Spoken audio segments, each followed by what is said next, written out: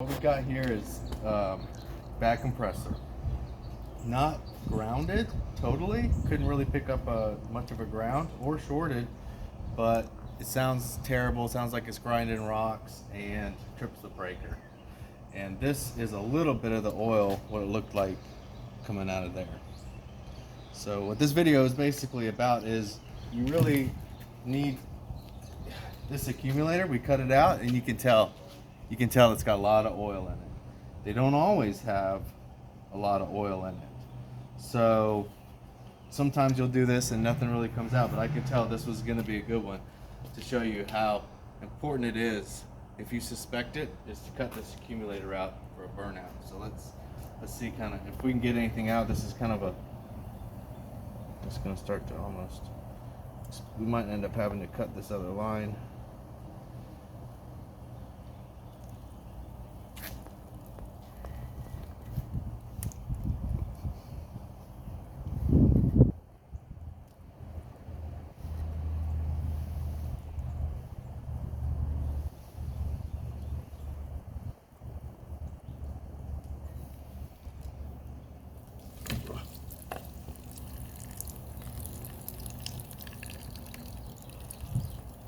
Yeah, it's not too black.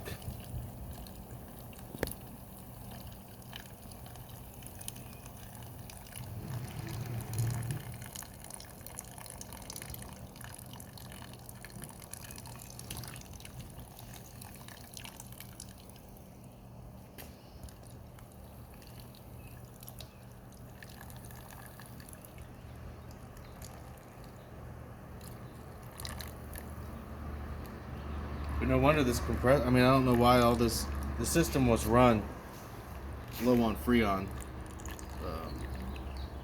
for a long time. Basically, the homeowners were gone for an extended period of time. So I think this compressor just didn't get any oil return, and all the oil was in this accumulator. So what I did here is I wanted to make sure it wasn't black,